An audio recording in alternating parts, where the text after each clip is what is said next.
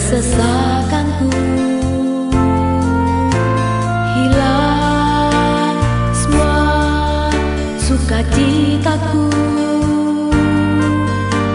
Ku berdiam di kakimu.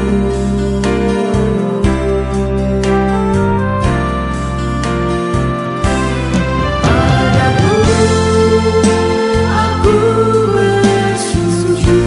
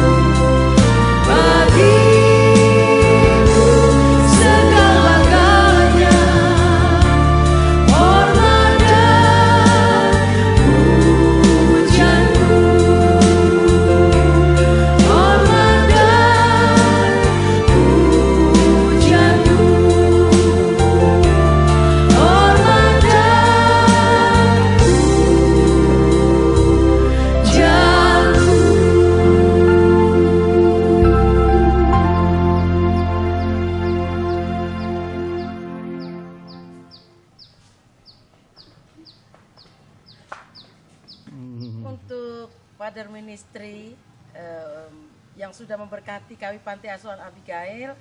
Luar biasa bisa memberkati dengan berkat Tuhan hari ini.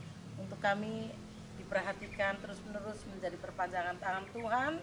Tuhan senantiasa memberkati, melindungi, dan anugerah Tuhan bersama Father Ministry. Terima kasih, Tuhan berkati. Tuhan Yesus berkati. Tuhan Yesus berkati. Tuhan berkati.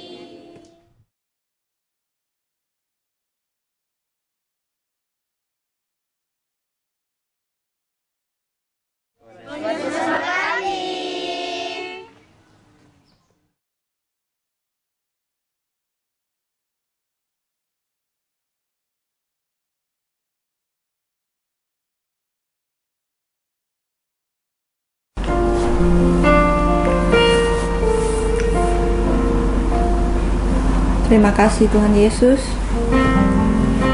Kami siapkan hati kami untuk menerima kebenaran firman Tuhan. Tuhan mengurapi setiap kami, anak-anak-Mu Tuhan. Sepatah kata firman Tuhan menyegarkan jiwa kami. Terima kasih Bapa.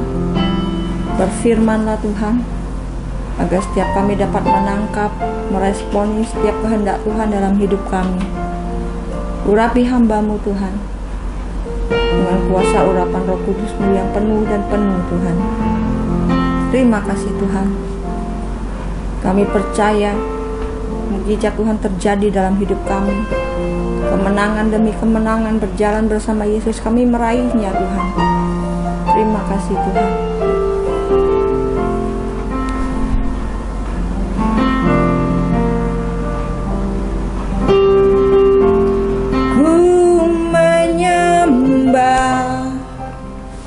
Dalam kudus hadirat-Mu, hampiri tahta kasih karunia-Mu Bapa.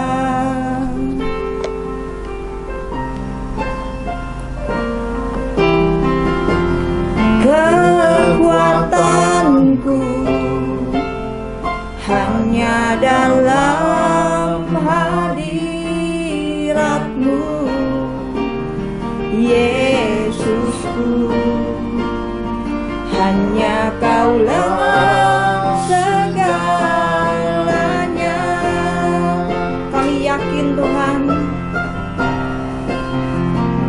ku yakin Kau hadir di sini. Setiap kami rasakan itu Tuhan, rasakan kuasa yang tak terbatas. Ku yakin Kau nyata di sini. Kemenangan terjadi di sini. Mari lebih lagi datang untuk menyembah Tuhan. Katakan, ku menyembah-Mu. Ku menyembah dalam kudus hadirat-Mu. Amin Tuhan Yesus. Tahta kasih karunia-Mu Bapa. Amin Tuhan.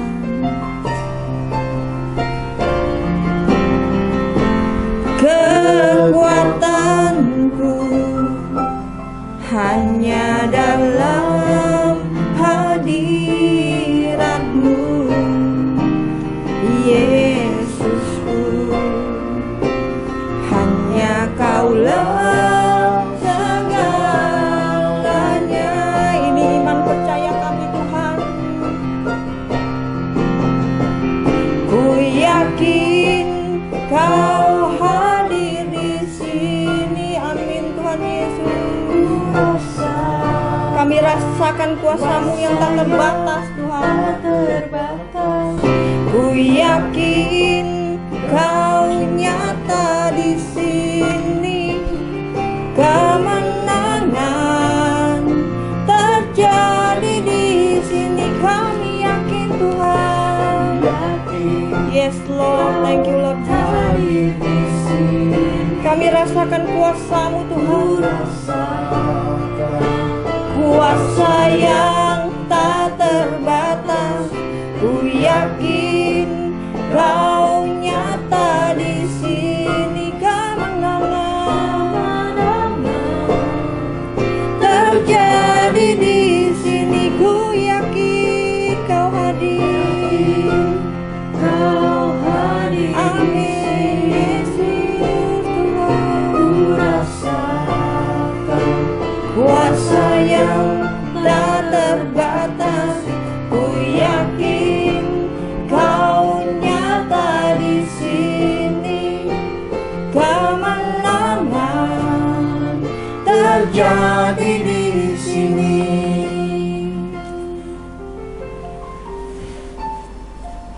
Ku yakin Kau hadir di sini. kami rasakan Engkau hadir di antara kami Tuhan. Ku rasakan Sebab kuasa-Mu kuasa yang terbatas dalam hidup tak kami. terbatas. Ku yakin Kau nyata di sini. Kemenangan terjadi di sini. Kami yakin Tuhan. Yakin Kau hadir di sini. Ku rasakan kuasa yang tak terbatas.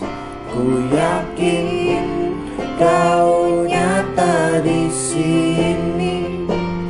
Kemenangan terjadi di sini. Kesembuhan terjadi di sini. Mukjizat-Mu terjadi di sini.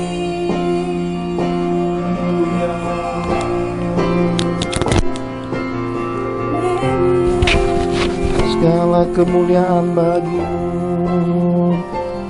Haleluya.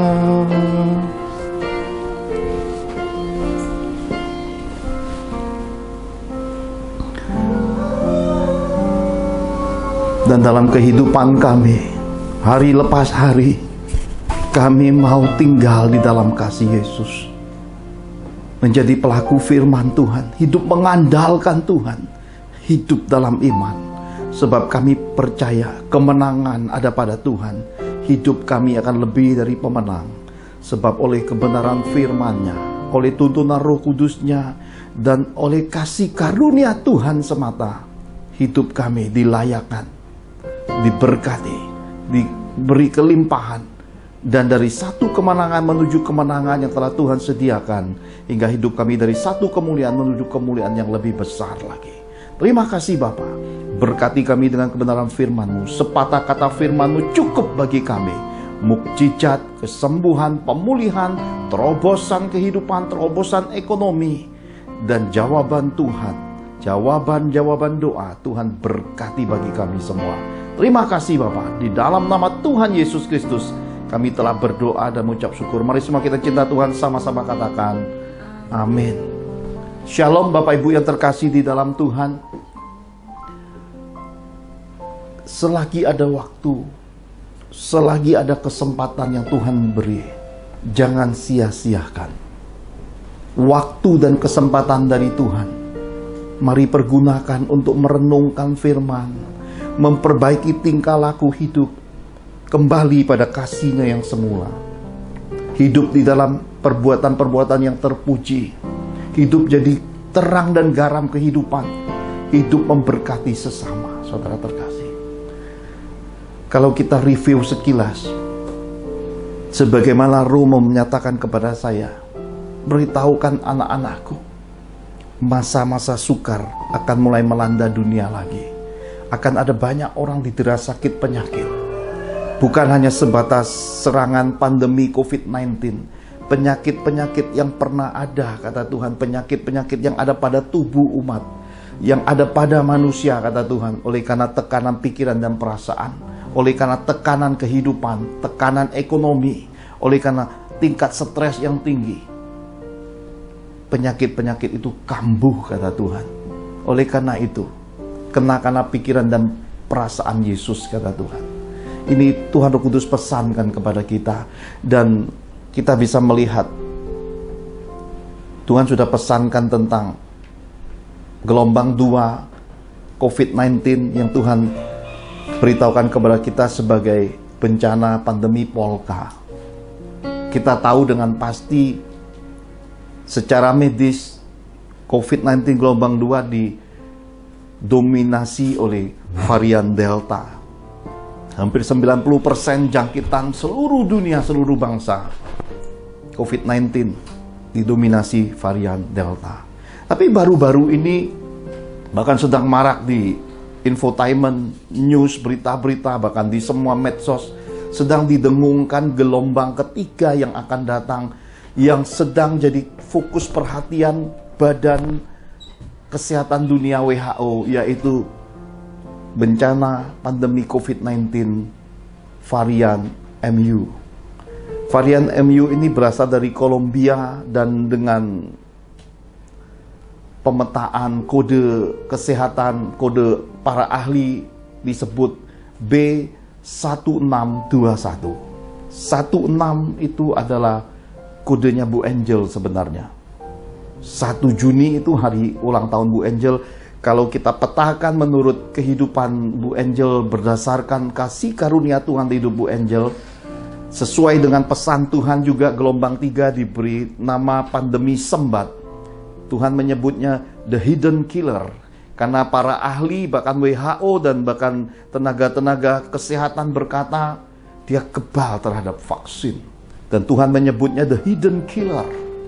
Maka kita tahu dengan pasti hanya kasih karunia Tuhan yang bisa tolong umat manusia. Hanya kasih karunia Tuhan yang bisa membuat kita selamat, aman dalam kehidupan ini. Bu Angel mengalami kehidupan yang divonis secara apapun, dikatakan almarhum Su Sindu berkata ini sudah habis hitungannya, tetapi ada kuasa yang besar, ada orang sakti dia ketemu, maka Bu Angel ini hidupnya bisa jalan. Tapi secara hitungan supranatural, hitungan kehidupan sudah selesai, kata Suhu Sindu. Dan Bu Angel mengalami serangan sakit kanker payudara, divonis harus diangkat payudaranya. Tuhan menyelamatkannya, bahkan menjadikan semua tumor, bahkan tumor ganas itu jadi daging biasa, diangkat, hilang semua kepahitannya. Akutnya diberi minum segelas air, diberi kemanisan dari Tuhan Yesus, disembuhkan sampai hari ini. Semua penyakit insomnia, susah tidur, susah makannya, dijamah Tuhan. Makanya kami sekeluarga menjuluki Bu Angel dengan julukan The Ciciper, ya. Dia bisa mencicipi beragam kue-kue tradisional sebagai kasih karunia Tuhan, dan bisa tidur pulas, bahkan tidurnya bisa cicil menyicil, saudara ya. Ini luar biasa anugerah Tuhan besar. Saya percaya kasih karunia Tuhan ada pada Anda, keluarga Anda, pada kita semua. Ketika kita berdoa mencari wajah Tuhan, mengetuk pintu, meminta belas kasih Tuhan, merendahkan diri, dan meminta belas kasih Tuhan untuk seisi dunia ini.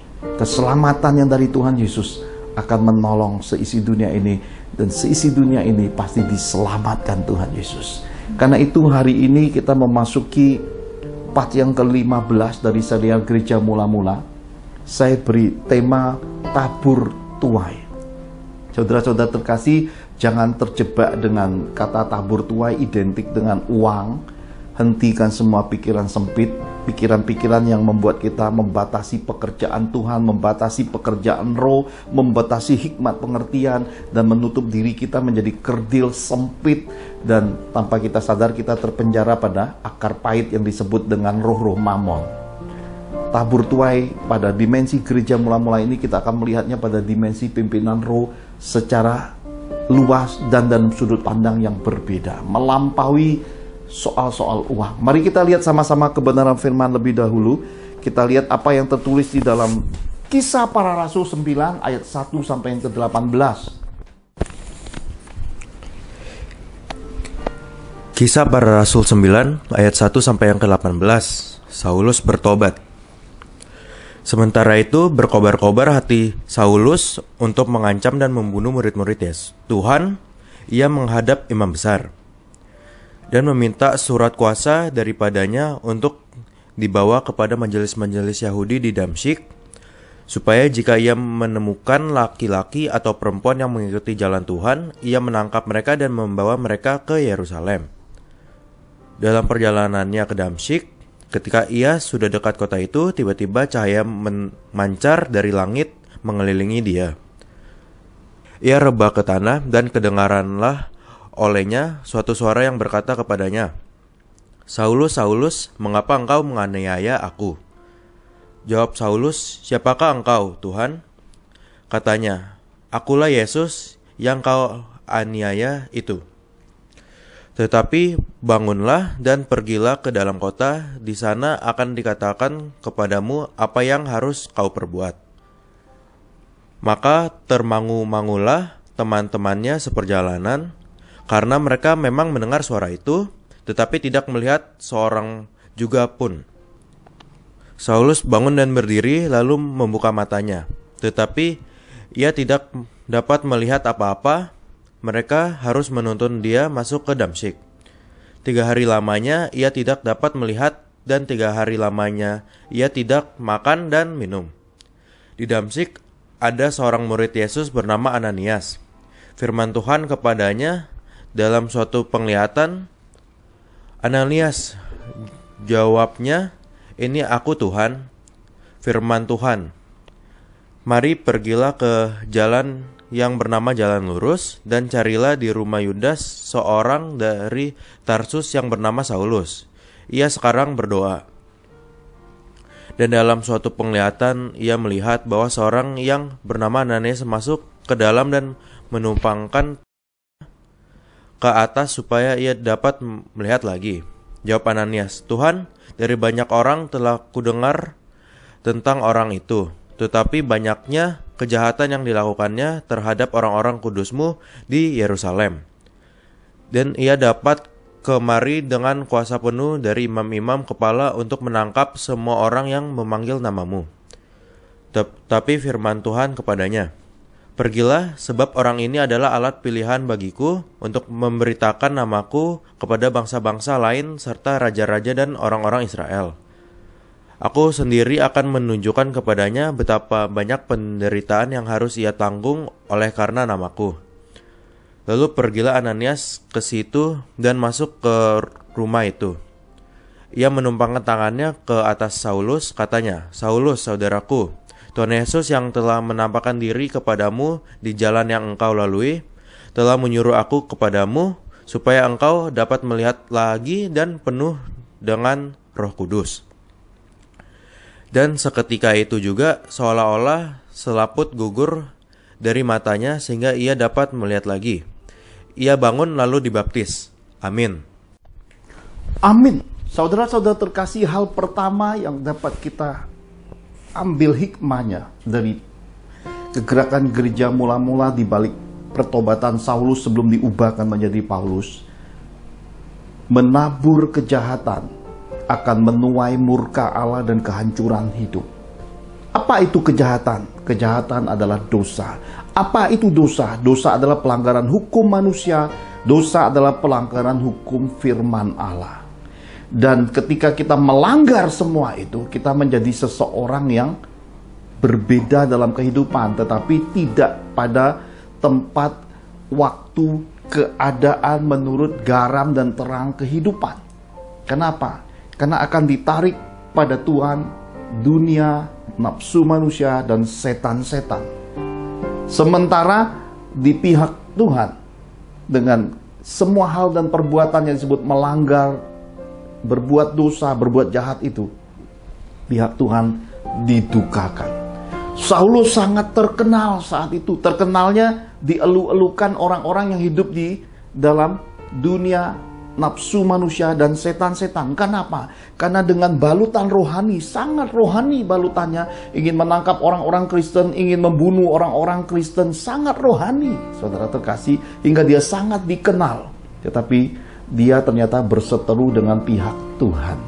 Dan di dalam keterkenalannya, saudara, meskipun dibalut demikian rohaninya, buah-buahnya tidak menggenapi firman Allah. Kenapa? Karena di dalam kehidupan ini, bicara tabur, telah terkurung di dalam suatu hukum. Tuhan Yesus berkata, kasihilah Tuhan Allahmu dengan segenap hatimu, kekuatanmu, dan akal budimu. Kemudian kasihilah sesamamu seperti dirimu sendiri. Dua hukum ini menggenapi semua nubuatan, semua kitab, semua ajaran dan kepercayaan yang ada di dunia. Mengasihi Tuhan, mengasihi sesama seperti diri sendiri. Adakah orang yang rela menyakiti orang lain sama artinya dengan membunuh diri? Adakah orang rela bunuh diri? Nggak ada. Orang waras nggak akan bunuh diri. Orang yang punya tujuan, orang yang sehat, orang yang normal tidak akan bunuh diri. Demikian juga mereka tidak akan menyakiti orang lain. Kenapa? Karena hukumnya jelas sekali. Mengasihi sesamamu seperti dirimu sendiri. Mengasihi Tuhan dengan segenap hati dan akal budi. Artinya apa? Karena kepercayaan dan iman ini diartikan sebagai suatu kepercayaan yang teramat berharga, hingga semua orang bisa memuliakan Tuhannya lewat perbuatan hidupnya. Kalau perbuatan hidupnya, sebagaimana ketika Tuhan berbicara ke Ananias, Ananias berkata, Tuhan telah kudengar. Ini terdengar di mana-mana kejahatan Saulus ini, saudara. Karena Saulus menabur kejahatan, perbuatan-perbuatan tercela, semua hal-hal yang disebut dengan tindakan dan buah agamawi, menangkap orang-orang Kristen, memenjarakannya, bahkan membunuhnya. Ada banyak hal yang diperbuatnya, seakan-akan dia adalah hero, dia pahlawan, ya. Nanti dulu, saudara, segala sesuatu harus diuji, segala sesuatu harus dilihat bobot bibit bebatnya, harus dilihat keberadaannya. Saulus punya Tuhan. Dalam versi yang disebut dengan versi agamawi, orang-orang Kristen punya Tuhan. Dalam versi Yesus adalah kasih.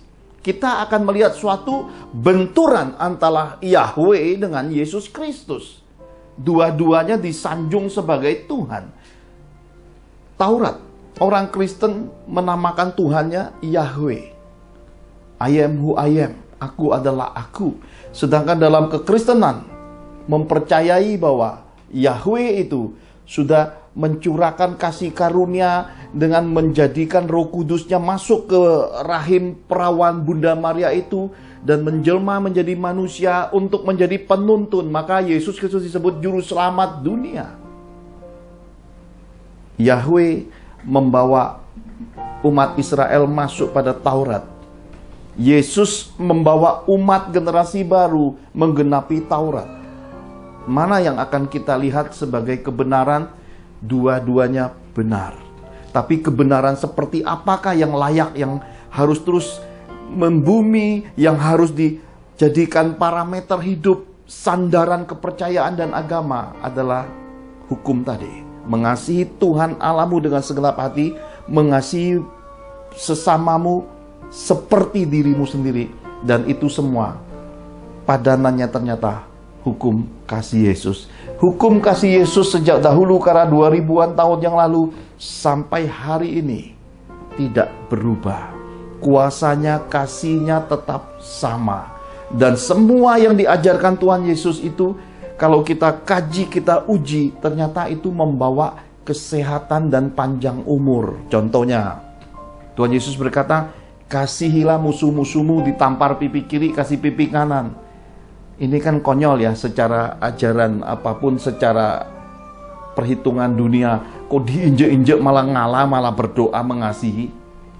Kalau kita buka di dalam dunia kehidupan medis dipadu dengan dunia supranatural, ternyata orang yang balas-membalas, yang memberi hatinya penuh dendam, amarah, kebencian, tekanan darah naik, penuh kepahitan. Buah kepahitan itu adalah penyakit kanker. Hampir tidak ada obatnya sampai hari ini. Mau di kemo seperti apapun, 1 banding berapa juta yang mati. Sedikit yang bisa sembuh. Tetapi kita bisa melihat ketika orang menjaga hidupnya selalu hatinya pendamai, selalu bawa pada kerendahan hati, lemah lembut. Yesus berkata orang lemah lembut akan mewarisi bumi. Artinya mereka akan panjang umur di bumi, akan melihat anak cucunya. Tuhan akan memberkati mereka, melindungi, memagari hidup mereka, memberi kasih karunia. Jadi ajaran kasih Yesus itu ajaran yang membawa kesehatan secara psikologis maupun secara jasmani. Oleh karena itu, tepat sudah kita menerapkan hukum kasih Yesus sebagai hukum yang jadi berkat. Tidak ada orang di dunia ini mau disakiti. Yesus mengajarkan kepada kita kehidupan perkawinan yang monogami. Satu istri, satu suami sampai maut menjemputnya. Saudara, bencana di balik perceraian, karena Yesus berkata di dalam kitab suci sesuai dengan nubuatan Nabi Maliaki, aku benci perceraian. Perceraian itu mengoyak dua hati. Siapa yang benar, siapa yang salah, tetap dua-duanya terluka. Yang lebih terluka lagi adalah garis keturunannya, anak-anak mereka. Kehilangan figur, kehilangan padanan bagaimanakah berkeluarga yang bahagia. Oleh karena apa? Karena terkoyak semua jalan dan semua bahtera kebahagiaan berkeluarga itu. Karena itu yang diajarkan Tuhan Yesus itu adalah kebahagiaan berkeluarga. Satu istri, satu suami sampai maut menjemput. Dan perzinahan bukan lagi karena datang ke prostitusi atau berbuat tidak senonoh ataukah melakukan percabulan. Baru melihat mengingini yang bukan haknya. Baru melihat mengingini dengan nafsu.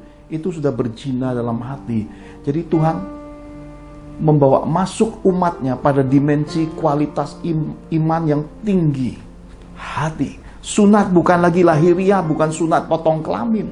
Sunat hati lebih diutamakan. Kenapa? Karena kehidupan kekristenan pada akhirnya harus segera melepaskan tubuh insani, tubuh lahiriah, untuk ditransformasi memasuki tubuh roh. Ruah Elohim. Itu kuncinya.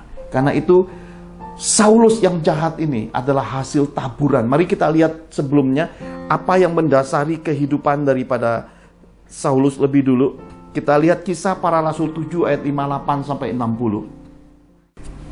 Kisah Para Rasul 7 ayat 58 sampai ke 60. Demikian Tuhan berfirman. Mereka menyeret dia keluar kota, lalu melemparinya. Dan saksi-saksi meletakkan jubah mereka di depan kaki seorang muda yang bernama Saulus. Sedang mereka melemparinya, Stefanus berdoa, katanya, "Ya Tuhan Yesus, terimalah rohku." Sambil berlutut ia berseru dengan suara nyaring, "Tuhan, janganlah tanggungkan dosa ini kepada mereka." Dan dengan perkataan itu meninggallah ia. Amin. Amin. Saulus ini adalah buah dari taburan seorang hamba Tuhan yang bernama Stefanus. Kematian Stefanus itu dilempari batu itu memercikkan darah. Darah penginjilan, darah martir, darah orang benar ketika dipercikkan. Dan semua taburan, semua semayan di dalam nama Tuhan Yesus tidak pernah sia-sia, saudara terkasih.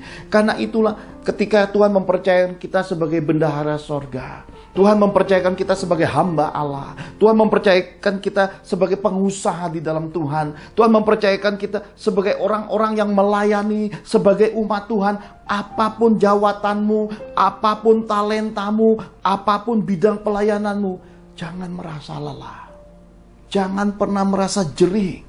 Semua harus terfokus pada Tuhan Yesus. Karena jerih payahmu di dalam Tuhan tidak akan sia-sia. Engkau akan menerima upah langsung dari Tuhan. Lihat, Stefanus tidak sempat melihat lagi semua tuayan di dalam hidupnya. Apa yang dia tabur itu dia tidak sempat lagi melihat. Tapi dia diberi kesempatan melihat kemuliaan Tuhan Yesus di sorga, berdiri di sebelah kanan Bapa. Suatu kemuliaan yang digambarkan Allah Bapa, Allah Anak, dan dalam dimensi roh, Allah Bapa, Allah Anak, Roh Kudus. Dia melihat kekayaan, kemuliaan, pemberitaan Tuhan yang dia sembah, Tuhan yang dia layani, Tuhan yang adalah kasih itu. Dia tahu benar bahwa dia berada pada koridor kasih. Kenapa? Di akhir hidup Stefanus, dia masih melepaskan pengampunan. Ini Tuhan pesankan buat kita. Sebagaimana peringatan roh, akan ada masa kesusahan, ada banyak orang akan kembali masuk di dera penyakit. Bukan sebatas penyakit virus pandemik COVID-19, tapi penyakit-penyakit lama bisa kambuh oleh karena tekanan pikiran, perasaan, tekanan kehidupan, tekanan ekonomi, stres yang tinggi selama 1-2 tahun ini. Tuhan ingin kita masuki kehidupan ini punya hati yang selalu penuh dengan kasih Yesus, hati yang penuh dengan firman Allah, hati yang mengucap syukur dalam segala perkara, hati yang melihat kehidupan semuanya cukup. Supaya apa? Supaya kita berjalan di atas ombak kehidupan, tidak berjalan sendiri. Ada Yesus di dalam perahu kehidupan kita. Ada Yesus dalam keluarga kita.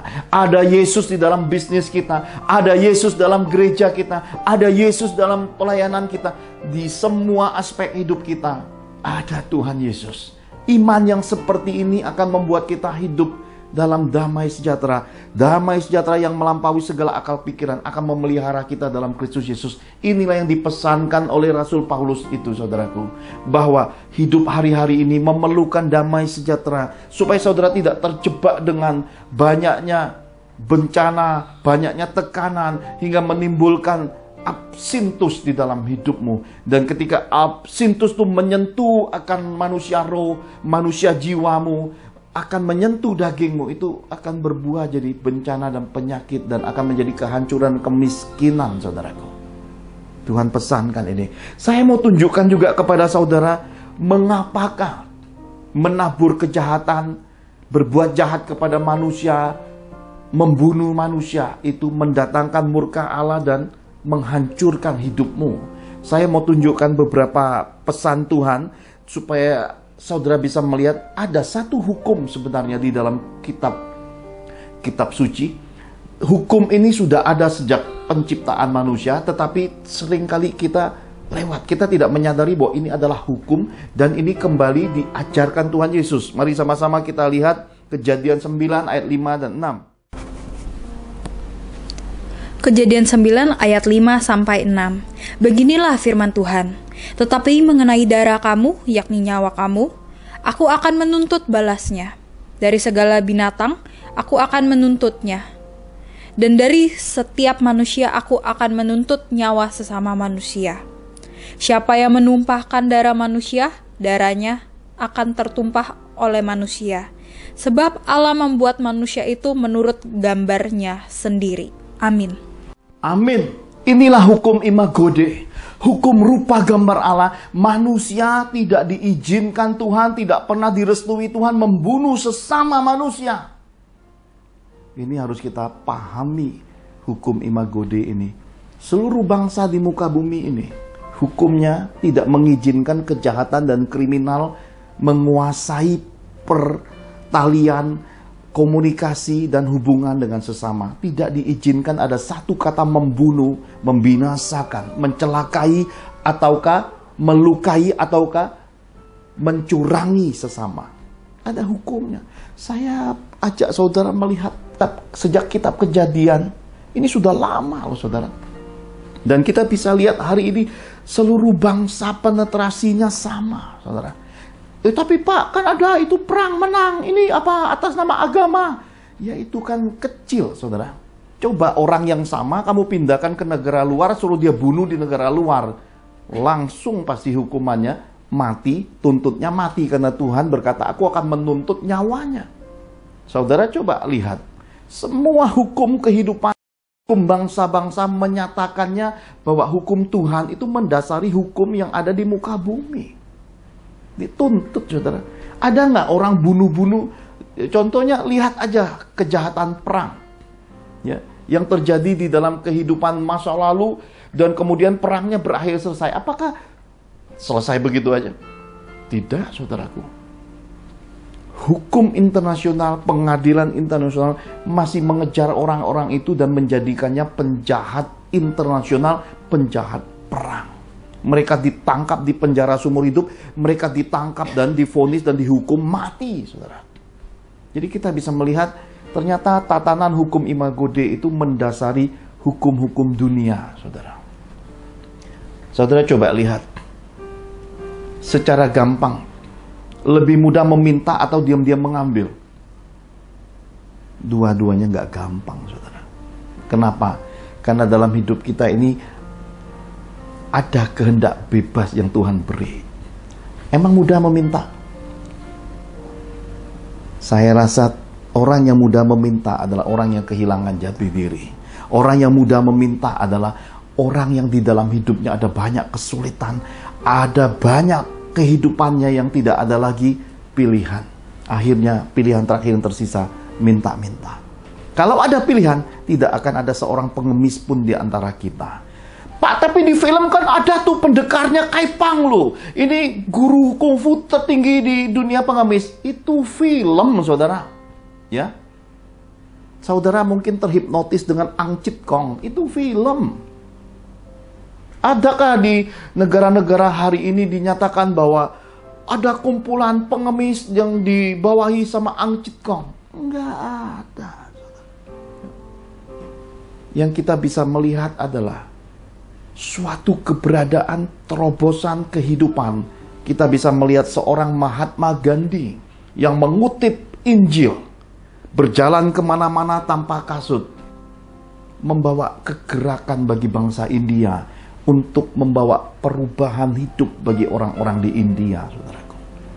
Apakah gereja tidak bisa berbenah selepas apa yang diwariskan Mahatma Gandhi? Bagaimana gereja saat itu menutup diri sehingga Mahatma Gandhi berkata, kitab suci orang Kristen itu wonderful, amazing, incredible. Itu Injil Yesus. Tapi orang-orang Kristennya payah. Kenapa? Karena mereka masih terkurung di dalam dunia nafsu manusia dan setan-setan. Mereka masih menabur untuk ketiga tuan ini. Yang diperbesar dalam hidupnya adalah nafsu manusianya. Yang diperbesar di dalam hidupnya adalah keinginan setan-setan. Yang diperbesar di dalam hidupnya adalah kebanggaan duniawinya. Dieksposnya semua hal-hal yang duniawi ini hingga dia menjadi sama dengan dunia, bermerek, mau diakui, mau ini itu. Meskipun balutannya sangat rohani, tetapi tuannya lain, saudaraku. Maka Yesus berkata di akhir zaman, "Nyah kamu sekalian, pembuat kejahatan, aku tidak mengenal kamu." Sebaliknya kita bisa melihat kalau kerendahan hati, kelemah lembutan, kesederhanaan Yesus mendasarinya, orang akan memilih hidup dalam kasih, dalam perbuatan-perbuatan yang tersembunyi. Tidak utamakan kuantitas, tidak mengejar popularitas, tidak mengejar kebanggaan diri, dan tidak menganggap diri paling dekat dengan Tuhan seakan-akan semua hal Tuhan hanya ada pada dirinya. Stop. Jangan masuk dunia arus penyesatan itu. Itu tingkat penyesatan tingkat tinggi. Sadarilah kita ini debu. Debu yang ditiup dengan ruah Elohim. Dibentuk menjadi imagodenya. Serupa segambar dengan Yesus. Kita harus memuliakan Yesus selalu. Kita tidak ada apa-apanya. We are nothing. Hanya Yesus everything-nya. Kita harus memuliakan Tuhan sampai akhir hidup kita, saudara terkasih. Saya mau tunjukkan pesan Tuhan Yesus yang sangat penting dengan hukum Imago Dei ini, supaya hari ini kita bisa memahami mengapakah kitab Kejadian bisa nyambung ke Injil. Sama-sama Matius 7 ayat 1 sampai yang kelima. Matius 7 ayat 1 sampai 5. Hal menghakimi. Jangan kamu menghakimi supaya tidak dihakimi. Karena dengan penghakiman yang kamu pakai untuk menghakimi, kamu akan dihakimi, dan ukuran yang kamu pakai untuk mengukur akan diukurkan kepadamu. Mengapakah engkau melihat selumbar di mata saudaramu, sedangkan balok di dalam matamu tidak engkau ketahui? Bagaimanakah engkau dapat berkata kepada saudaramu, biarlah aku mengeluarkan selumbar itu dari matamu, padahal ada balok di dalam matamu? Hai orang munafik, keluarkanlah dahulu balok dari matamu, maka engkau akan melihat dengan jelas untuk mengeluarkan selumbar itu dari mata saudaramu. Amin. Amin. Saudara bisa melihat pesan peringatan Tuhan Yesus ini. Janganlah kamu menghakimi sesamamu. Menghakimi itu belum berbuat jahat loh saudara. Itu baru memandang jelek di hati loh saudara. Itu baru melihat dengan cara lihat yang duniawi, nafsu manusia dan melihat seperti setan-setan melihat, itu sudah jahat di mata Tuhan, saudara.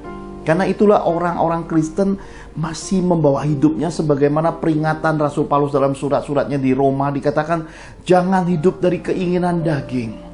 Orang yang hidup dari keinginan daging memikirkan hal-hal daging, saudara. Semuanya isinya nafsu manusia, dunia, setan-setan, semua keinginan mata kecongkakan, semua itu didasari oleh keinginan. Timbulnya segala sesuatu itu dari keinginan. Kenapa? Karena semua tuaian datang berdasarkan taburan, dan taburan itu adalah keinginan. Karena orang yang tidak punya pikiran perasaan Yesus dalam hidupnya, mereka akan memiliki keinginan-keinginan yang bersumber pada dunia, nafsu manusia, dan setan-setan. Hingga ketika mereka menuai di masa yang akan datang, kita sudah tahu akhirnya. Hancur, kebinasaan, kemiskinan, keluarga porak-poranda, saudara. Saya berharap saudara belajar memahami dan merenungi semua peringatan Tuhan ini. Karena dalam apa yang Tuhan Yesus sampaikan, selumbar di depan penglihatannya, di matanya, di sekitarnya, di banyak area bahkan nggak nampak juga. Selumbar tuh kelihatan meskipun jauh. Itu orang hatinya gelap, hatinya jahat, hatinya penuh roh menghakimi, hatinya hanya memandang dirinya penuh keakuan, kesombongan. Semua orang jelek, semua orang jahat, semua orang buruk di matanya. Kitab suci berkata, balok depan matanya tidak kelihatan. Inilah orang yang namanya tidak tahu diri dalam kehidupan. Karena itulah Tuhan menyatakan kepada seisi dunia ini, dan ini hukumnya Tuhan. Seisi dunia ini akan masuk ke tata penghakiman Yesus nanti. Yesus itu adalah hakim segala hakim. Dan bumi akan menyerahkan orang mati, laut akan menyerahkan orang mati, dan semua orang mati akan menghadap kepada Yesus pada hari akhir, judgment day nanti, saudara. Kalau kita belajar hal seperti ini, simple aja, saudara. Saya kasih contoh sederhana. Kalau saya tidak membuka hati, tidak menghancurkan semua moral, semua harkat, semua derajat, semua ini itu untuk mengambil kehendak Tuhan, Bu Angel sama Richie mungkin sudah goodbye dalam kehidupan. Ada banyak orang menghakimi, saudara. Wah, menghakimi ya, gara-gara Bu Angel janda, ya Richie anak yang mau dimatikan saat dalam kandungan. Lihat siapa yang mau pilih hidup seperti itu, saudara. Lalu ada orang juga ambil pembanding, oh, kalau nyelamatin kok Bu Angel nggak janda di luar sana. Ya, teruskan penghakimannya, akan banyak ngumpul setannya nanti, akan lebih banyak lagi negatifnya. Tapi saya akan bicara beberapa kalimat. Saudara buka hati, renungkan. Ketika Tuhan memerintah saya menginjil di Jawa Barat, kota Bandung, tidak ada seorang Kristen pun, tidak ada satu hamba Tuhan pun yang mau meresponi panggilan Tuhan. Sebab semua berpendapat, wah nginjil lagi, ini proyek habis duit, capeknya banyak, hasilnya nggak ada. Hanya satu Bu Angel yang meresponi panggilan Tuhan. Bukankah firman Tuhan berkata, jeripayamu di dalam Tuhan tidak akan sia-sia, dan pengharapanmu di dalam Tuhan tidak akan dipermalukan. Kalau Tuhan mendasari semua kehendak mulia di balik penginjilan itu, saya hanya alat yang Tuhan pakai untuk menolong Bu Angel dan Richie. Jadi saya akan tolong banyak orang, tapi yang tersedia dari Tuhan hanya Bu Angel dan Richie. Kalau saudara bilang, kalau gitu Pak Johan, tolong anak yatim piatu, janda-janda tua, janda-janda sebanyak mungkin. Saya menunggu uluran tangan Tuhan untuk itu. Dengan segenap hati, dengan segenap jiwa saya berkata, kalau Tuhan mengirim berkat keuangan, saya akan buka pelayanan panti-panti jompo, panti-panti asuhan. Kalau Tuhan membuka perbekalannya, saya akan wujudkan semua pernyataan itu. Kenapa? Melintasi kota-kota, berbagai tempat, membawa perbekalan Tuhan ke panti-panti asuhan, ke panti-panti jompo, sampai kecelakaan maut mendera keluarga De Johan. Kalau itu tidak cukup membuktikan nyawa itu begitu berharganya, mau dengan apa lagi kita bisa jawab semua penghakiman? Ya nggak perlu dijawab, karena nggak ada gunanya dijawab. Dan saudara tahu persis, ini adalah tepat sehari sesudah 10 tahun istri saya meninggal dunia. Perjalanan yang jauh dari Kerawang menuju ke Pamulang, tetap melangkah untuk Tuhan. Apakah kita cari sesuatu yang dari dunia? Kalau cari dari dunia mah enakan di restoran ya, Enakan ke tempat-tempat yang segar, asli sejuk, bukan panas-panasan, macet-macetan, capek sampai kaki, sampai pinggang sakit sana sakit sini. Makan pun akhirnya jamnya nggak teratur. Itu semua karena pelayanan kasih. Bila kasih Yesus mendasari hidup kita, kita akan memahami arti kata mengasihi sesama seperti dirimu sendiri. Kita akan menemukan keteladanan kasih. Kita akan melihat bahwa dalam hidup ini Yesus itu kasihnya memang luar biasa. Ada banyak orang ketika saya kehilangan istri, ada banyak persinggungan, benturan, dan akhirnya terjadi pemisahan dari Tuhan. Saya tidak ada simpan satu benci atau menyalahkan siapapun di dalam kesendirian hidup saya dalam kurun waktu 10 tahun ini. Dengan jadi berkat bagi Bu Angel dan Richie dan anak-anak rohani sampai hari ini yang Tuhan percayakan, saya anggap itu sebanding kasih karunia Tuhan. Kenapa? Karena itulah kesempatan saya menikmati jalan-jalan salib yang berat itu. Ditinggalkan sendiri. Seperti domba keluh di pembantaian. Hidup tidak berdaya, hanya bisa mengandalkan Tuhan. Di dalam keterpurukan sesudah istri meninggal, mama lagi meninggal. Saya berkata, semua ini tidak akan bisa dipahami siapapun, karena semua ini adalah kejadian kehidupan. Dan ketika berjalan seiring waktu akan menjadi pengalaman hidup yang mahal. Dan orang harus menjalani 2 tangga ini. Kejadian dalam hidupnya seiring waktu baru akan mengalami pemikiran yang dewasa dan mengerti tentang pengalaman kehidupan. Dan mereka pada tingkatan ketiga baru bisa melihat yang dialami Pak Johan itu memang gak mudah. Nah, saudara, inilah yang Tuhan pesankan kepada kita. Taburlah sesuatu yang memuliakan Tuhan. Taburlah kebaikan. Taburlah hal-hal yang menjadi mezbah-mezbah yang akan menjadi mezbah ingatan, mezbah pengajaran bagi anak cucumu nanti. Jangan kotori hidup untuk dunia, nafsu manusia dan setan-setan. Tapi sekalipun harus mengalami masuk lagi penjara bawah tanah, terfitnah, tersakiti, terbuang sendirian, asal Yesus bersamaku, kemuliaan itu ada padaku. My time has come.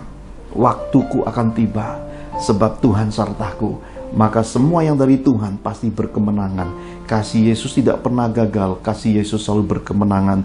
Semua janji Tuhan padaku, padamu, pada keluarga kita semua. Semua janji Tuhan pasti tergenapi.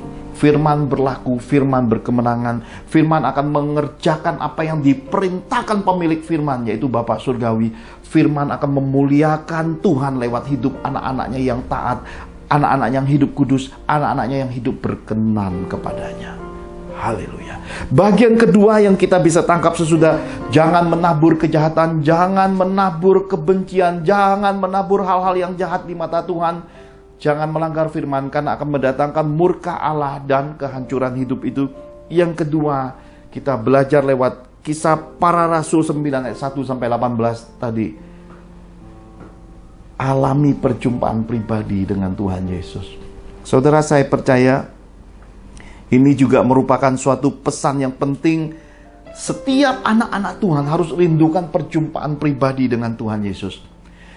Ada banyak hal yang di dalam dunia rohani ini menjadi riak-riak, ya, seperti gelombang laut tuh ada air yang beriak-riak, ya, seperti angin-angin yang ada pada gelombang, pada lautan. Ada banyak hal rohani yang menghiasi kekristenan ini. Ada orang yang melihat di awan dan berkata, oh, Tuhan Yesus menampakkan dirinya.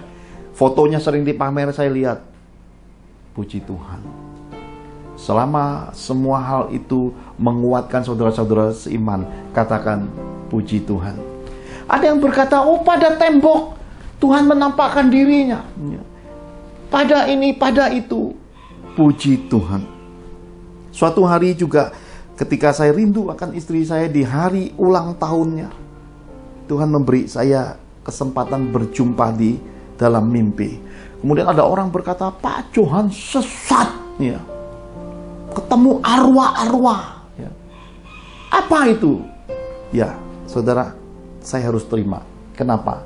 Karena setiap hal yang kita sudah sampaikan di dalam kehidupan ini harus ada pertanggungjawabannya.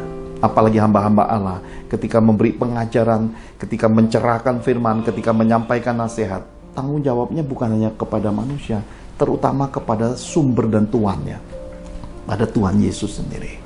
Lalu di dalam suatu kesempatan berharga, Tuhan mengajari saya, segala hal yang tidak mungkin bagi manusia dengan doktrinasi arwah, setan, Tuhan di sorga, semua itu tidak mungkin, tapi jadi mungkin. Kenapa? Masih ada satu pribadi, masih ada satu kemuliaan yang Tuhan lepaskan dari sorga. Dia berkata, aku tidak akan membiarkan kamu jadi yatim piatu. Ruah Elohim. Ruah Elohim inilah yang memanifestasikan semua hal yang nampaknya seperti Yesus turun ke dunia, Yesus nampak di tembok, yang nampak istri saya bisa ketemu saya lagi. Itulah pekerjaan roh. Dia melengkapi segala sesuatunya bagi orang-orang kudus Tuhan. Jadi segala hal di dalam ruah Elohim, Roh Kudus membuat segala hal jadi mungkin, saudaraku. Jadi pemahaman inilah yang mesti kita dapat supaya kita jangan terjebak kehidupan kekristenan lahiriah, isinya cuma agamawi, semuanya hanya doktrin, semuanya hanya ayat-ayat, ya. Kita lupa di balik semua itu masih ada satu dimensi yang melengkapi, yaitu perbuatan-perbuatan Tuhan, jalan-jalan Tuhan, mukjizat-mukjizat Tuhan, manifestasi roh, baptisan roh, karunia roh, kuasa yang dinyatakan roh melalui nama Tuhan Yesus, kesembuhan, hal supranatural, semua itu masih tersedia dalam kehidupan kekristenan ini. Dengan kita melihat semua kekayaan ini, kita akan bisa melihat alangkah luar biasanya pribadi-pribadi yang berjumpa pribadi dengan Tuhan. Orang-orang yang berjumpa pribadi dengan Tuhan, hidupnya tidak akan pernah sama. Kitab suci menyatakan itu di dalam catatan Injil, dan kita bisa melihat bahkan sesudah keempat Injil di dalam Kisah Para Rasul, satu cahaya menaungi Saulus. Cahaya itu bukan nampak terang, tapi mengitari Saulus hingga terangnya membuat matanya buta. Karena ketika mata lahiriahnya ada, mata itu dipakai untuk kejahatan, mata itu dipakai untuk menabur hal-hal agamawi, mata itu dipakai untuk menghakimi, mata itu dipakai untuk merasa dirinya paling benar. Maka Tuhan butakan mata Saulus. Karena genap nubuatan Nabi Yesaya, kamu punya mata, kamu punya hati, tidak bisa melihat, tidak bisa menanggap. Malah orang yang nggak punya mata akhirnya lebih bisa mendengar suara Tuhan, bisa kenal Yesus Kristus, Juru Selamatnya. Saulus dibutakan. Saya ingin membacanya lagi. Kisah Para Rasul 9 ayat 3-5. Saya ingin membacanya lagi supaya saudara melihat dan melihat dengan jelas. Demikian firman Tuhan. Dalam perjalanannya ke Damsyik, ketika ia sudah dekat kota itu, tiba-tiba cahaya memancar dari langit mengelilingi dia. Ia rebah ke tanah dan kedengaranlah olehnya suatu suara yang berkata kepadanya, sama-sama, Saulus, Saulus, mengapa engkau menganiaya aku? Jawab Saulus, siapa engkau Tuhan? Katanya, akulah Yesus yang kau aniaya itu. Ini dahsyat sekali. Yang dijahati Saulus itu orang-orang Kristen. Tapi di dalam pertemuan dengan Tuhan Yesus dikatakan yang dijahati sama Saulus itu siapa? Tuhan Yesus. Karena itulah orang-orang Kristen jangan khawatir. Orang-orang Kristen harus percaya sepenuhnya kitab sucinya, percaya dan pegang Injil Yesusnya. Kenapa? Karena kitab suci menyatakan kepada kita bahwa tak usah khawatir, tak usah takut. Hidup ini dalam pengaturan Tuhan Yesus. Damai sejahtera Yesus itu sudah ditinggalkan bagi kita. Marilah hari ini kita beralih dari hal-hal yang kerdil, yang sempit, yang membuat hidup ini sesak, untuk memasuki kasih Yesus yang luar biasa, iman yang suci, yang membawa kita pada tindakan dan perbuatan terpuji itu, hingga kita bisa melihat roda kemuliaan Tuhan, roda mukjizat kehidupan, roda-roda penggenapan tabur tuai hukum Tuhan ini berlaku atas hidup kita, berlaku atas keluarga kita, berlaku atas orang-orang beriman dan semua orang yang mengasihi Tuhan. Karena itu saudara terkasih, ini Tuhan peringatkan kepada kita. Saulus ini sebuah peringatan di balik kegerakan gereja mula-mula. Jangan menabur dari kedagingan, saudaraku. Karena ketika saudara menabur dari kedagingan akan menuai kutuk dan kematian. Dan bukan hanya buat diri saudara, kutuk dan kematian itu akan turun-temurun. Saya sudah ingatkan berkali-kali soal warisan keluarga. Jangan saudara kangkangi, saudara rebut hak kepunyaan saudara-saudaramu, nggak baik. Karena nanti akan jadi kutuk bukan hanya buat dirimu, bagi anak cucumu. Jangan. Karena semua yang dari dunia ini, semua materi, mamon, semua kepemilikan, keakuan, kemenangan, ketersembunyian, pencurian itu tidak pernah dikenal sama Tuhan, saudara.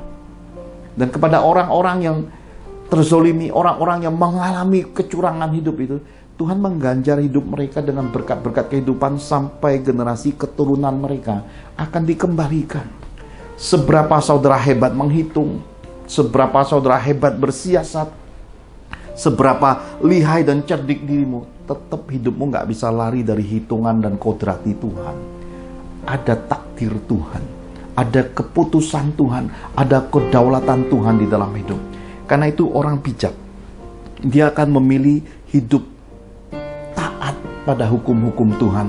Dia akan memilih hidup jadi pelaku firman Tuhan. Kenapa? Karena demikian hidupnya merdeka. Selagi hidup dapat bahagia, selagi hidup diberkati, pulang surga juga tetap dalam keadaan disayang Tuhan. Hidupnya memuliakan Tuhan. Anak cucunya di muka bumi yang ditinggalkannya juga diberkati Tuhan. Jadi hidup lengkap sempurna. Karena itulah, pilihlah hidup sebagai pelaku firman. Itu tidak bisa ditawar lagi. Mari kita lihat sama-sama peringatan-peringatan. Mengapa kita harus berjumpa pribadi dengan Tuhan Yesus? Kalau kita tidak mengalami perjumpaan pribadi dengan Tuhan Yesus, tidak hidup sebagai pelaku firman, kita tidak hidup memiliki iman-iman yang menjadi perbuatan yang mulia bagi Tuhan, perbuatan-perbuatan yang jadi berkat bagi sesama. Apa efeknya? Apa dampaknya? Hosea 4 ayat 4 sampai yang ke-6. Hosea 4 ayat 4 sampai ke-6. Demikian firman Tuhan.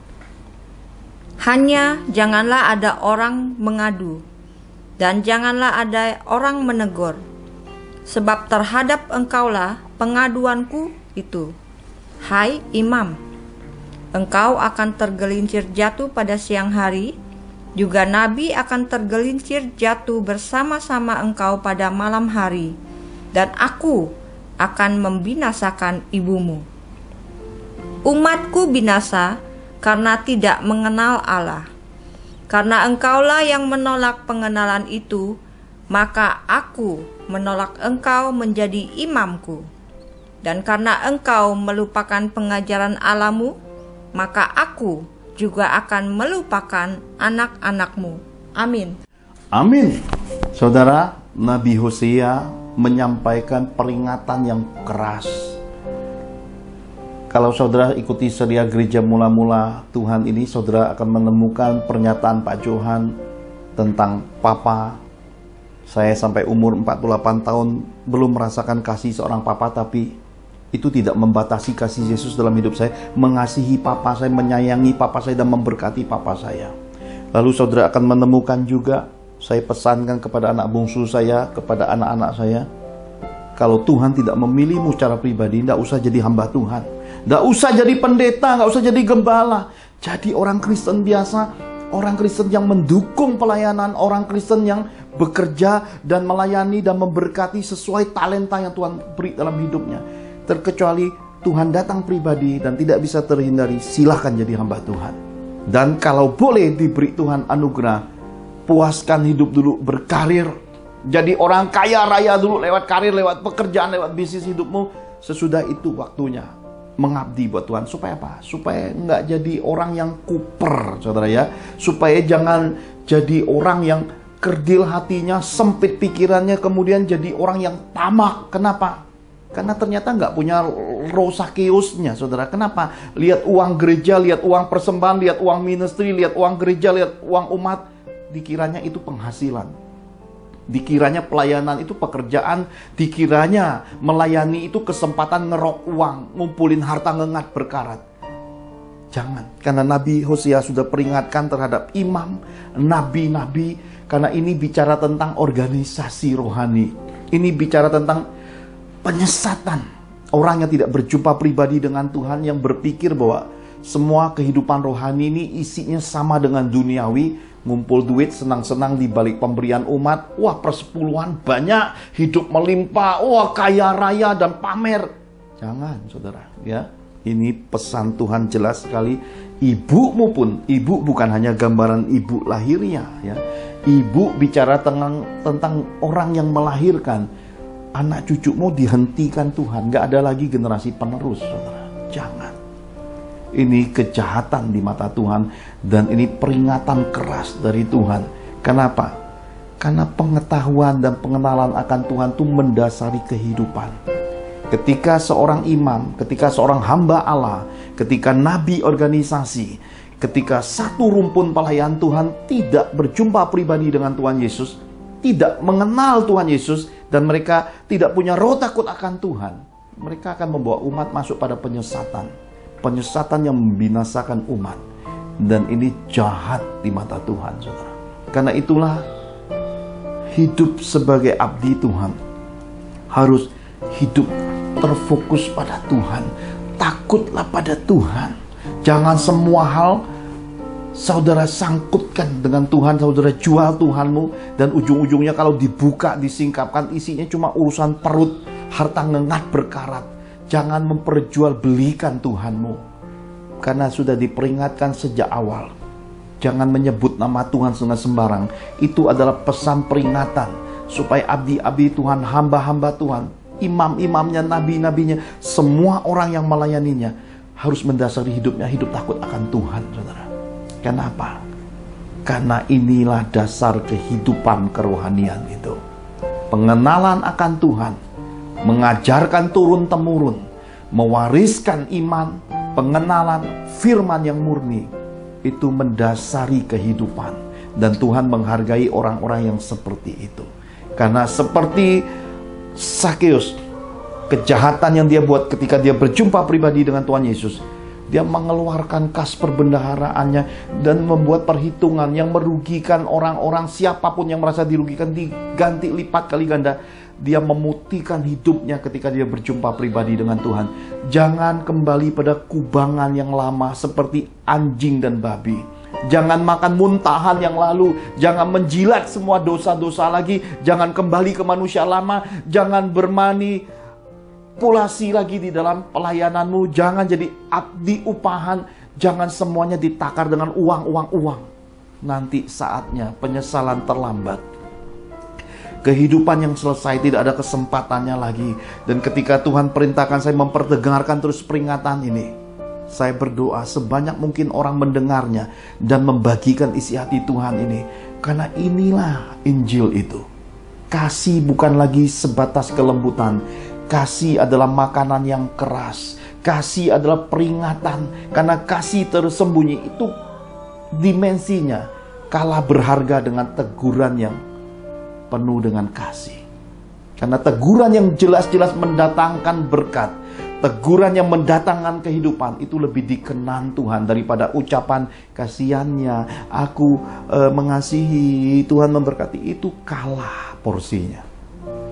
Karena iman itu harus jadi sebuah perbuatan, dan peringatan-peringatan itu adalah buah dan perbuatan dari iman, saudaraku.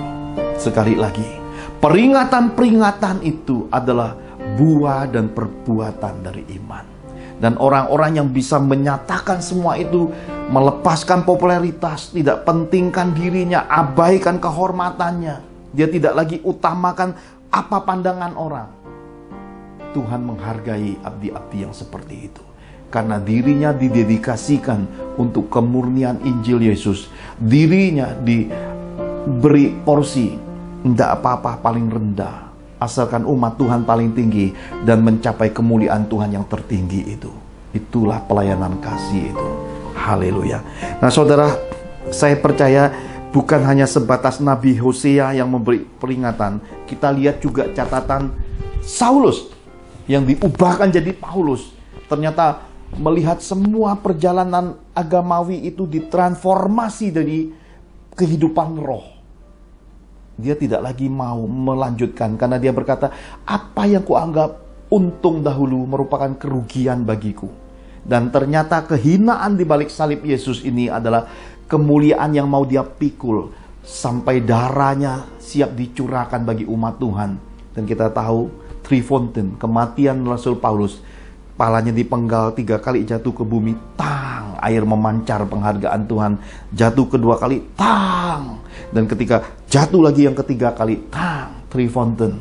Kematian Paulus itu dihargai Tuhan karena menjadi contoh teladan bagi generasi pada masa itu sampai generasi kita. Semua surat-surat Paulus yang luar biasa itu masih dipakai di dalam kitab suci orang-orang Kristen, dan sampai generasi yang akan datang semua pesan-pesan itu masih bisa dipakai, tidak lapuk oleh zaman, dan semua pesan itu masih berlaku pada generasi yang akan datang.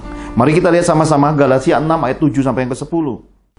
Galatia 6 ayat 7 sampai 10. Beginilah firman Tuhan. Jangan sesat, Allah tidak membiarkan dirinya dipermainkan. Karena apa yang ditabur orang, itu juga yang akan dituainya. Sebab barang siapa menabur dalam dagingnya, ia akan menuai kebinasaan dari dagingnya. Tetapi barang siapa menabur dalam roh, ia akan menuai hidup yang kekal dari roh itu. Janganlah kita jemu-jemu berbuat baik, karena apabila sudah datang waktunya, kita akan menuai, jika kita tidak menjadi lemah. Karena itu, selama masih ada kesempatan bagi kita, marilah kita berbuat baik kepada semua orang, tetapi terutama kepada kawan-kawan kita seiman. Amin. Amin. Kitab suci berkata jangan sesat. Allah tidak membiarkan dirinya dipermainkan. Jadi orang-orang Kristen ini jangan main-main lagi di dalam kehidupan ini. Orang-orang beriman jangan lagi memanfaatkan, mengutip firman untuk membenarkan diri, untuk membuat diri sendiri paling suci. Jangan, saudara. Kenapa? Karena apa yang ditabur orang, itu juga yang akan dituainya. Tabur tuai. Dan kembali diulang lagi, siapa menabur dalam dagingnya akan menuai kebinasaan. Kalau saudara punya kesempatan, tapi saya tidak anjurkan, karena ini tontonan kelas berat, tontonan orang dewasa. Ada suatu film diperankan Leonardo DiCaprio, ini jangan ditonton karena banyak sekali adegan-adegan seronok, tidak senonohnya, saudara ya. Tapi saya cerita cukup, saudara. Bagaimana seorang Leonardo DiCaprio sebagai pemeran utama di film itu menjual suatu tawaran. Dia tidak menjual kepada klien lebih dulu, dia menjual kepada orang-orang yang akan direkrutnya. Apa yang dijual? Keinginan-keinginan daging. Apa yang dibuatnya? Pesta narkoba, pesta seksual, dan kamu dapat klien, kamu dapat komisi besar. Ini seperti orang memancing. Lepas ikan cerek,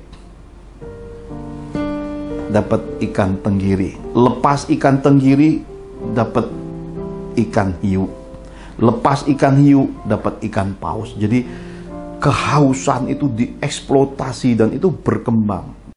Di The Wolf, di Wall Street, di dunia bursa saham. Kekayaannya melimpah ruah, saudara. Kemudian dia mulai spekulasi dari pabrik-pabrik kuno yang ternama yang nggak bisa maju. Diajak kerjasama. Ini pikiran orang-orang yang lihai tingkat tinggi, saudara. Ini saya pernah belajar di masa saya masih kerja. Makanya saya kan level tertinggi di dunia karir itu adalah level general manager, saudara ya. How to influence your customer. Bagaimana memotivasi, bagaimana menggerakkan orang-orang yang di depanmu. Bagaimana membuat customer itu melakukan apa yang ingin Anda lakukan. How to influence. Itu kemampuan mempengaruhi orang-orang. Saya dibekali hal-hal begitu di dalam kehidupan, tapi saya tidak pernah terapkan untuk hal rohani. Kenapa? Karena Tuhan memberi batasan kemurnian, dan untuk membekali saya melihat kerohanian harus pada tingkat kemurnian.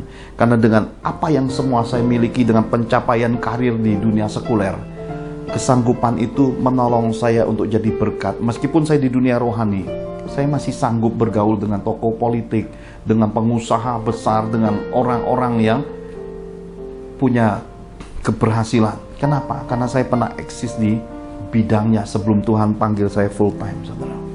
Leonardo DiCaprio mengumbar semua itu, dan sekali lagi dalam hidup ini ada duri dalam daging. Jadi Pak Johan itu gampang dilihat. Apa duri dalam dagingnya Pak Johan? Papa saya. Dengan punya papa saya punya satu pembekalan memperbaiki generasi, supaya anak cucu saya punya figur papa, punya figur mama, punya figur berkeluarga yang lebih kuat matang. Dan papa saya itu sangat terhormat di hadapan Tuhan dan sesama. Kenapa? Karena di balik semua kekurangan hidupnya, lahir sebagai orang gunung, diberi anak-anak yang punya kesanggupan melihat kehidupan. Ini kan orang tua yang luar biasa. Kenapa?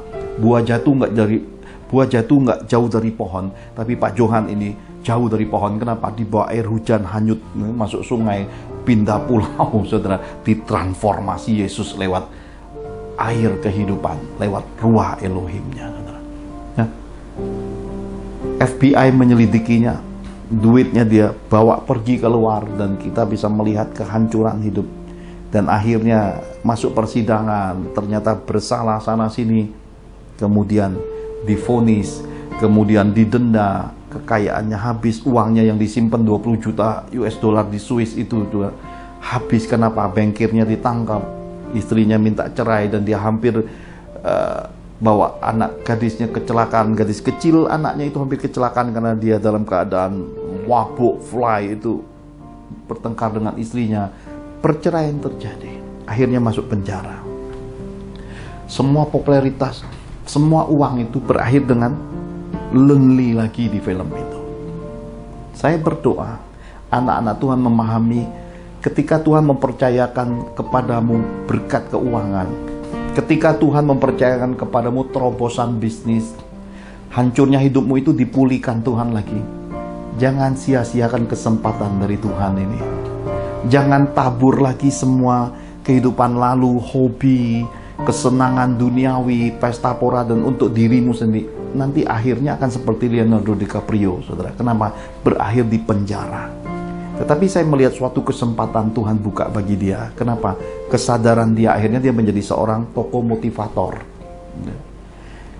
Hari-hari ini yang terbaik adalah orang-orang yang mencapai kesadaran. Semua orang yang mencapai kesadaran akan jadi berkat dalam kehidupan. Tapi kalau hanya sebatas motivator, ada banyak motivator tidak pernah sukses. Ada banyak motivator akhirnya beralih dari semua hal-hal, sebenarnya beralih pekerjaan profesi demi keuntungan semata. Ada banyak motivator, bahkan termasuk ke motivator kerohanian. Semuanya akhirnya ujung-ujungnya kalau dibuka isinya perut, cari untung aja. Tapi orang-orang yang sadar itu akan berjalan pada jalan salib Yesus. Mereka mengabdi di jalan pelayanan itu. Mereka akan melakukan semua itu murni, tidak mengejar apapun lagi, karena semua sudah pernah mereka cicipi, semua sudah mereka pernah miliki, dan mereka sudah tahu endingnya. Maka mereka akan membawa banyak orang memasuki masa perubahan, masa transformasi, suatu perbaikan kualitas hidup, suatu perbaikan dari kehancuran-kehancuran, dari segala godaan, menuju kepada masa depan yang ada endingnya, happy ending, yaitu kebahagiaan, baik buat diri sendiri maupun buat keluarga, saudara. Haleluya. Saya percaya pesan ini penting sekali, karena itulah bagian ketiga yang menjadi pesan Tuhan, supaya kita hidup dalam tuntunan Roh Kudus. Ini diulang lagi. Kenapa Kisah Para Rasul 9 ayat 6 itu menyatakan kepada kita, tetapi bangunlah dan pergilah ke dalam kota, di sana akan dikatakan kepadamu apa yang harus kau perbuat. Saulus yang buta, Saulus yang jahat, sudah menuai jadi buta dan tersendiri, dan tidak ada seorang pun lagi seperti Leonardo DiCaprio masuk penjara, tidak bisa buat apa-apa lagi. Saudara, apakah saudara akan berakhir hidupnya seperti Leonardo DiCaprio? Apakah akan berakhir seperti Saulus, buta dan ditinggalkan seorang diri? Kalau tidak ada lanjutannya, betapa tragisnya hidup. Tapi semua ini ada kelanjutannya. Kenapa? Karena Tuhan memberi kita ruah Elohim, rohnya yang luar biasa itu diinvestasikan kepada kita. Hingga ketika Saulus mentaati suara itu, abdi Tuhan yang bernama Ananias datang. Orang yang tidak dikenal bisa datang, bisa menyatakan pesan Tuhan. Dalam kehidupan kerohanian kita, Tuhan itu terkadang membuat puzzle-puzzle, saudara. Hari ini kita belum mengerti apa yang terjadi. Mungkin di tengah kesulitan hidup, deraan, pencobaan, banyaknya hal tidak menyenangkan, mungkin juga kemiskinan atau kehancuran bisnis atau penyakit mendera kita. Kita belum mengerti. Itu pasal-pasal itu masih belum terbentuk utuh, saudara. Demikian juga pada Saulus. Lihat pada ayat 15-16. Tetapi firman Tuhan kepadanya, pergilah sebab orang ini adalah alat pilihan bagiku untuk memberitakan namaku kepada bangsa-bangsa lain, serta raja-raja dan orang-orang Israel. Aku sendiri akan menunjukkan kepadanya betapa banyak penderitaan yang harus ia tanggung oleh karena namaku. Ananias menerima pesan dan jawaban Tuhan untuk Saulus. Manusia agamawi, manusia yang penuh kejahatan ini, manusia yang menganggap dirinya yang punya Tuhan hanya satu-satunya, yang merasa dirinya punya Tuhan dan merasa dirinya yang berhak atas surga ini, ditransformasi. Satu pelajaran penting yang Tuhan Yesus pesankan lewat kegerakan gereja mula-mula adalah pelajaran empati, ya, pelajaran empati. Hati yang bisa mengerti kesulitan orang lain. Hati yang bisa melihat perbedaan jadi kekayaan. Hati yang memahami segala sesuatu yang terjadi di dalam hidupnya. Itulah hati yang empati, saudaraku. Kita bisa melihat bahwa hati seperti ini harusnya dimiliki oleh anak-anak Tuhan. Kenapa? Karena kalau anak-anak Tuhan memiliki hati seperti ini, iman mereka akan jadi perbuatan. Perkataan mereka bukan lagi sebuah perkataan yang kosong atau perkataan yang menghakimi, tapi perkataan-perkataan yang membangun, yang penuh dengan nasihat, perkataan-perkataan yang penuh dengan ketegasan, dan perkataan yang membuat orang-orang yang berbuat salah dan dosa berbalik di jalan Tuhan yang lurus dan murni. Tuhan Yesus pernah beri perumpamaan kepada murid-murid dan orang banyak.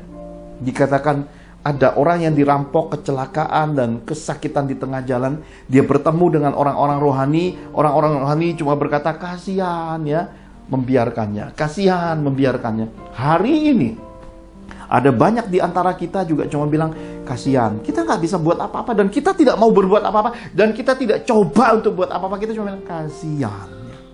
Saya bersyukur, kenapa? Karena saya dikitari oleh anak-anak Tuhan yang hatinya besar. Meskipun belum pernah jumpa pribadi dengan Pak Johan, belum pernah ketemu muka dengan keluarga The Johan, kasih Yesus itu terikat firman. Saya bersyukur dan Tuhan kiranya memberkati anak-anak Tuhan ini, memberkati anak-anak rohani Tuhan ini, memberkati orang-orang yang punya hati yang luar biasa seperti ini. Kenapa? Di tengah deraan dan kehancuran dan tengah pencobaan yang berat itu, mereka ada di sisi keluarga The Johan. Mereka mengulurkan tangannya, mereka berdoa, mereka memberi bantuan, mereka menyatakan pertolongannya. Dan Tuhan kiranya mengembalikan semua berkat-berkat taburan mereka lipat kali ganda, dan semua kebaikannya diperhitungkan bagi garis keturunannya tak berkesudahan. Ini berkat-berkat, ini doa-doa saya, ini semua kiranya Tuhan dengar dan memberkati mereka. Nah saudara, ketika orang kesusahan itu bertemu dengan seorang Samaria, orang Samaria itu mengangkatnya, membawanya serta dan menitipkannya di penginapan dan memberi uang kepada pemilik penginapan, berkata, layani dia semua kebutuhannya, kalau masih kurang nanti aku kembali, aku akan tutupi semua kekurangan. Kasih itu perbuatan. Kewajibanmu harus kamu kerjakan hidup sebagai pelaku firman. Di balik kewajibanmu, jangan kewajibanmu kamu potong lalu kamu pamerkan ke semua orang. Itu semua kewajiban yang kamu pamerkan itu nilainya minus 2 kali. 1, mencuri kewajiban. 2, mencari kemuliaan. Ya, mencuri kemuliaan dan mencuri kewajiban, semua sia-sia. Kewajiban kamu kerjakan dengan segenap hati jadi pelaku firman. Dan ketika engkau ingin berbuat sesuatu yang baik, lakukan dari yang ada padamu. Jangan apapun di dalam hidup ini, yang satu engkau ambil, yang lain engkau abaikan. Tuhan mengajarkan kita jalan harmoninya di dalam kehidupan beriman. Kerjakan, berbakti ke orang tua, kerjakan. Tapi kan gak cukup nanti bagi ke yang lain. Tuhan menyediakan benih. Tuhan menyediakan benih. Jangan khawatir.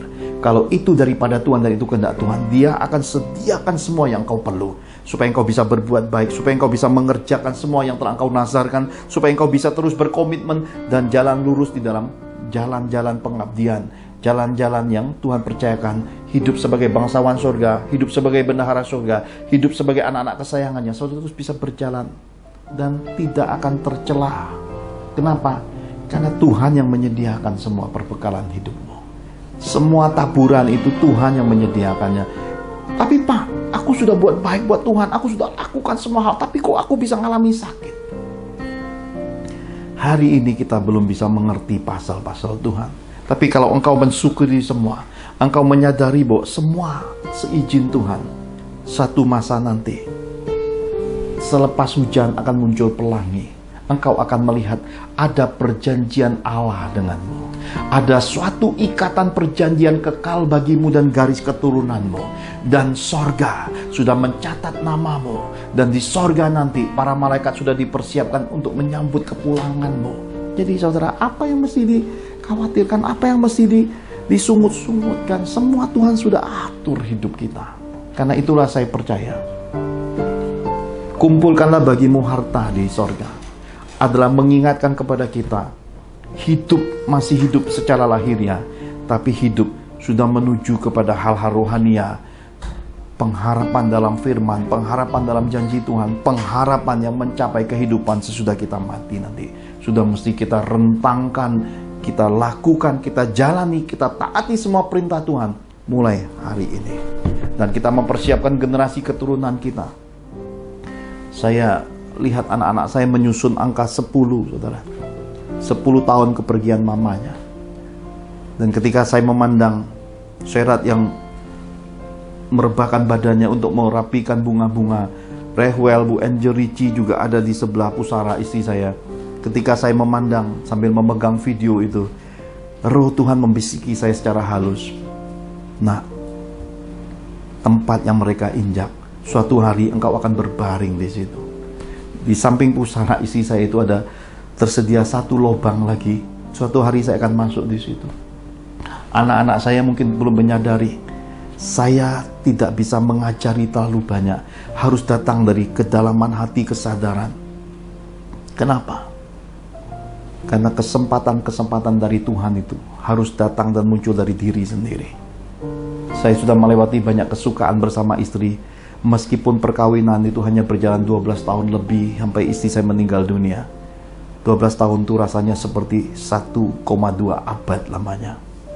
Hari ini 10 tahun saya membesarkan anak-anak saya. Rehwel sama Serat mungkin belum bisa memahami, apalagi Ricci dan Bu Angel mungkin juga belum bisa menangkap banyak.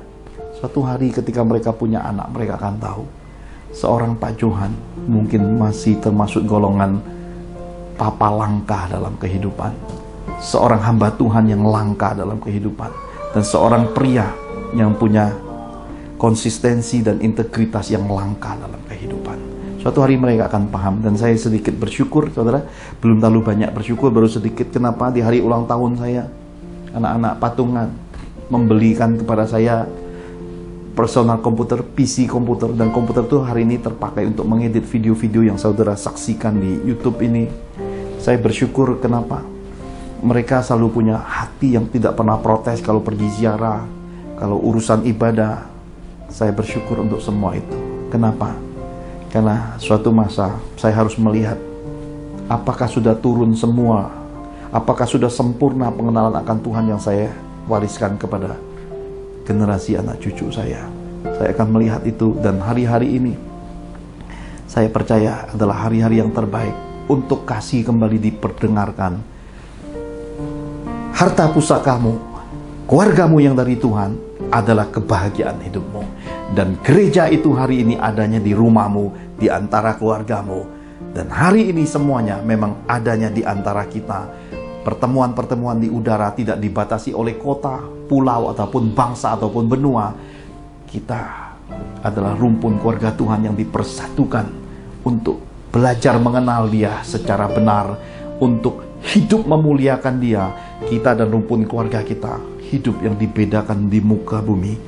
Eklesia yang ditebus, yang dipilih, yang dibayar mahal, dipisahkan dari dunia ini, menjadi imamat rajani, umat kesayangan Tuhan yang suatu hari akan hidup di dalam kerajaannya yang kekal. Mari kita akhiri ibadah ini. Pastor William Serat L. Johan akan tutup dalam doa dan doa-doa berkat Bapak Surgawi. Mari kita angkat kedua tangan kita sama-sama.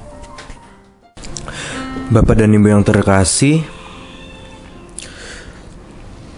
kita baru saja mendapatkan pencerahan firman tentang tabur dan tuai.